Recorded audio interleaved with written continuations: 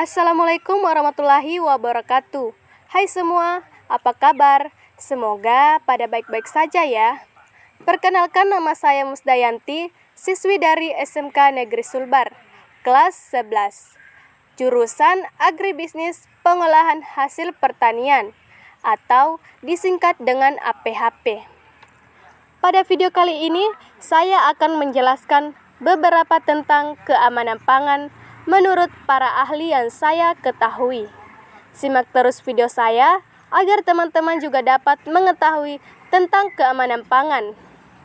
Nah, sebelum itu, teman-teman boleh melihat terlebih dahulu profil sekolah kami, yaitu SMK Sulbar, yang ada di Jalan Pahlawan Tasiu, Kecamatan Kaluku, Kabupaten Mamuju, Provinsi Sulawesi Barat. Berikut videonya.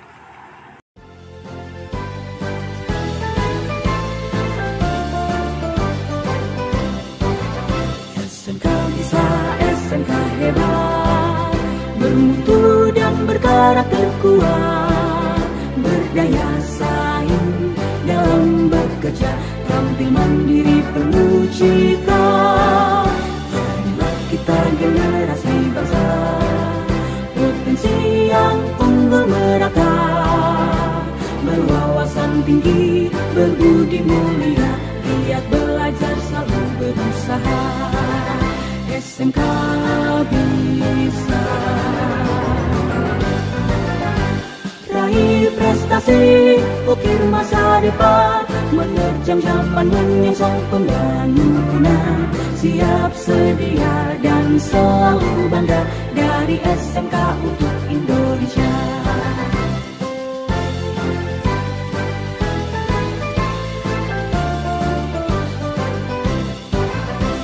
SMK bisa, SMK hebat, bermutu dan berkarakter kuat, berdaya saing dalam bekerja, tampil mandiri penuh cita.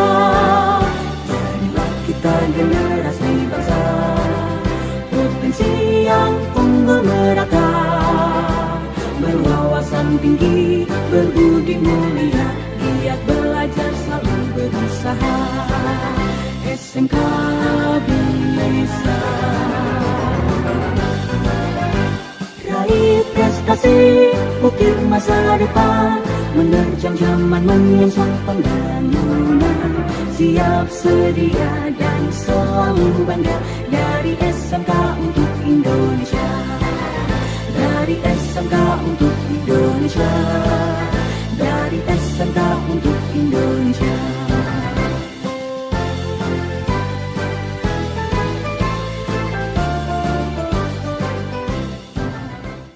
Baik teman-teman, itu tadi beberapa gambaran profil sekolah kami. Sekolah ini memiliki luas wilayah kurang lebih 7 hektar dan memiliki 25 bangunan. Dan juga memiliki 2 program studi. Yang pertama yaitu Agribisnis Tanaman Perkebunan atau disingkat dengan ATP. Dan yang kedua yaitu Agribisnis Pengolahan Hasil Pertanian atau disingkat dengan APHP. Namun, bukan itu tujuan saya membuat video ini. Seperti yang saya jelaskan di awal video tadi, saya akan membahas tentang apa sih itu keamanan pangan. Sebelum itu, teman-teman jangan lupa ya, bantu like, komen, share, dan subscribe.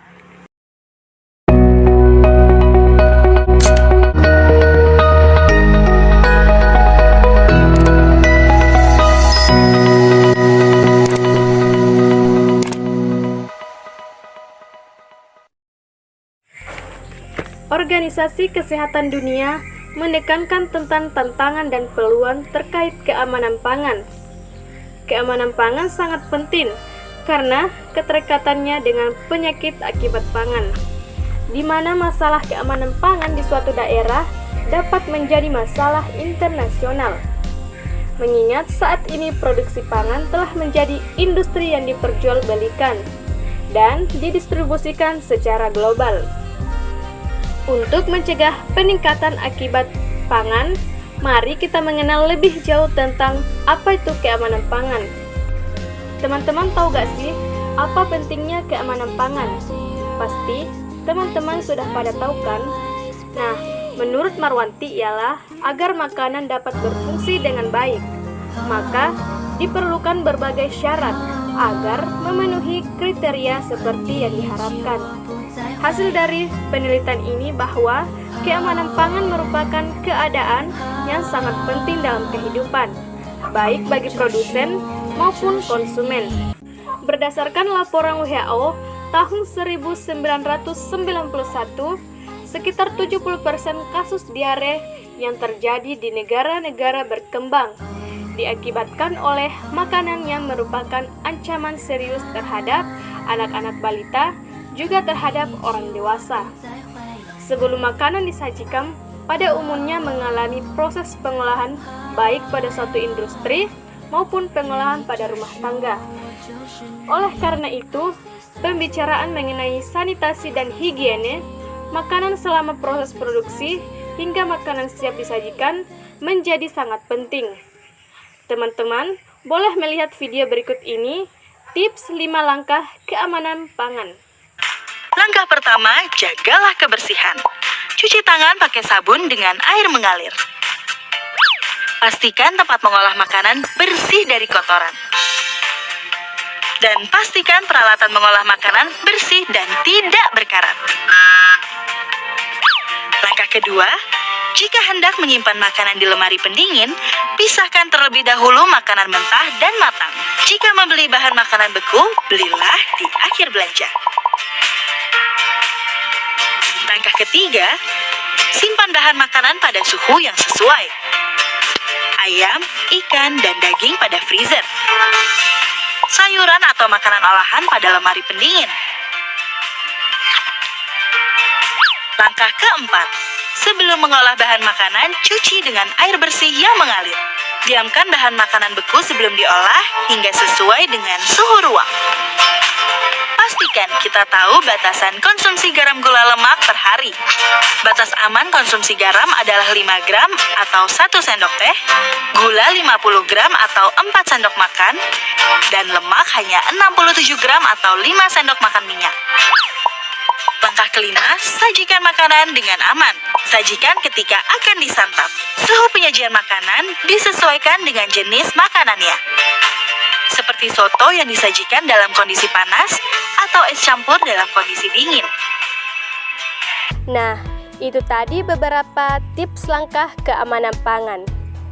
Irit sehat adalah pilihan dan memberikan yang terbaik untuk keluarga adalah pilihan cerdas. Teman-teman, mulai terapkan prinsip 5 langkah keamanan pangan sebagai cara cerdas perlindungan keluarga kita. Teman-teman, tahu penyebab penyakit yang bersumber dari makanan? Nah, menurut Sri Kandi Fardias, tahun 1992, nomor 2 menyatakan bahwa penyakit yang ditimbulkan melalui makanan dapat dibedakan menjadi 2 kelompok berdasarkan sifat penularannya, yaitu pertama, penyakit menular, dan yang kedua, keracunan makanan. Dalam sanitasi pangan, mikroorganisme memegang peranan penting, terutama mikroorganisme yang dapat menimbulkan penyakit. Nah, adapun mikroorganisme yang menimbulkan jenis keracunan makanan, antara lain ialah ada Staphylococcus yang disebabkan oleh Staphylococcus aureus. Bakteri ini sering ditemukan pada bahan makanan yang berprotein tinggi, seperti produk-produk telur dan daging. Dan yang kedua ada Clostridium botulinum. Nah, itu adalah patogen yang bertanggung jawab terhadap botulisme. Teman-teman tahu gak sih apa itu botulisme? Nah, botulisme itu ialah gejala yaitu botulisme rata-rata timbul setelah 12-24 jam setelah mengkonsumsi makanan yang mengandung racun botilun Kadang-kadang juga lebih cepat, yaitu setelah 6-10 jam. Dan yang terakhir ialah Salmonella. Salmonella ini terdapat pada produk hewani seperti telur dan daging. Dengan gejala yaitu mual, muntah, sakit perut, diare, pusing, menggigil, dan masa inkubasi selama 12-24 jam. Kemudian ada juga bahan pangan hewani dan nabati beracun. Untuk makanan yang berasal dari produk hewani merupakan sumber kontaminasi penting dalam menimbulkan penyakit. Produk tersebut diantaranya adalah daging dan unggas. Contoh pencemaran lain yang berasal dari bahan makanan nabati adalah ubi kayu yang pahit, mengandung glukosida yang hasil uraiannya HCN yang beracun, dan kentan mentah yang mengandung solanin beracun. Adapun yang termasuk toksin. Toksin ini adalah aflatoksin yang terdapat pada kacang tanah dan biji-bijian lain yang jika keracunan akan menyerang hati dan bersifat karsinogenik. Penyebabnya ialah kanker. Berarti toksin ini lumayan bahaya ya, karena dapat menyebabkan kanker. Nah, selanjutnya bahan kimia yang beracun. Bahan kimia berbahaya dapat merupakan bahan pencemaran. Bahan tersebut dapat berupa bahan kimia yang ditambahkan sewaktu perilaku prapanen. Misalnya, terdapatnya residu pestisida. Residu pestisida digunakan secara sengaja untuk membunuh serangga yang mengganggu. Tujuannya untuk meningkatkan produksi pertanian.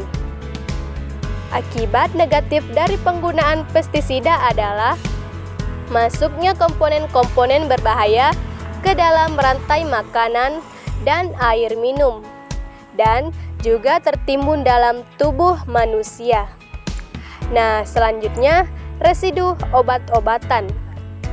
Berbagai contoh residu obat-obatan adalah hormon dan antibiotik yang terdapat pada makanan dari produk hewani seperti daging, susu, telur, dan sebagainya. Kemudian ada keracunan merkuri. Dapat terjadi secara tidak sengaja dengan makanan atau minuman. Sesuatu yang mengandung merkuri serta menghisap uap merkuri melalui pernafasan atau dapat pula penghisapan melalui kulit. Gejala keracunan merkuri mungkin tidak terlihat selama beberapa bulan dan biasanya merupakan kelainan neurologis seperti gangguan koordinasi, keseimbangan, dan penerimaan syarat perasa. Nah, menurut Francisca Zakaria tahun 1992 nomor 13, menurut jenis bahan tambahan makanan yang biasa digunakan dibedakan menjadi 2 kelompok, yaitu bahan tambahan makanan alami dan bahan makanan sintetis. Ada beberapa contoh zat aditif yang beracun dalam jumlah yang berlebihan, misalnya nutrit dan niacin. Teman-teman juga harus tahu proses penyelenggaraan makan, karena bertujuan menyediakan makanan yang berkualitas baik serta aman bagi kesehatan konsumen, memperkecil kemungkinan resiko penularan penyakit serta gangguan kesehatan yang disebabkan melalui makanan, serta terwujudnya perilaku kerja yang sehat dan benar dalam menangani makanan. Selain itu, hal-hal tersebut selama proses penyelenggaraan makanan ada beberapa hal yang perlu diperhatikan berkaitan dengan sanitasi dan higiene makanan yang mencakup sanitasi serta kebersihan, peralatan, sanitasi, sarana fisik, ruangan, fasilitas, yang tersedia dan keadaan kesehatan personal yang menangani makanan.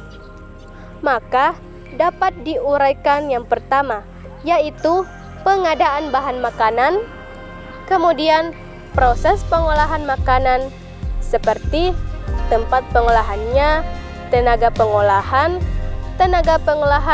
yang berhubungan langsung dengan pengolahan makanan harus sehat sehingga tidak merupakan media penularan penyakit, serta cara pengolahannya. Nah, yang ketiga ialah penyimpanan bahan makanan, seperti sanitasi. Penyimpanan bahan makanan kering, sanitasi pada gedung, penyimpanan bahan makanan segar. Kemudian, penyimpanan makanan jadi.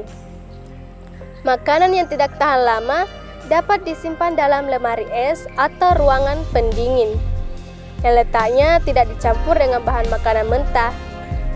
Kemudian yang terakhir yaitu pemorsian, penyaluran dan penyajian makanan.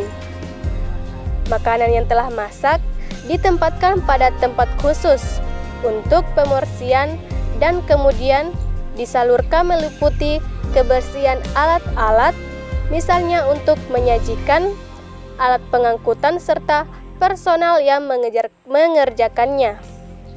Nah, agar kita terhindar dari bahan keracunan makanan, yaitu dengan berpegang pada prinsip-prinsip. Ada 5 prinsip untuk menghindari makanan terhadap pencemaran dengan usaha, yaitu pertama, menggunakan makanan yang bebas tercemar. Dan yang kedua, proses pengolahan makanan yang baik dan cepat. Dan yang ketiga, menghindari pencemaran dari pekerja dan lingkungan.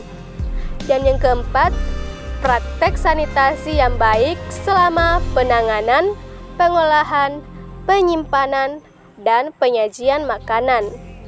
Dan yang kelima ialah membasmi penggunaan bahan tambahan kimia makanan.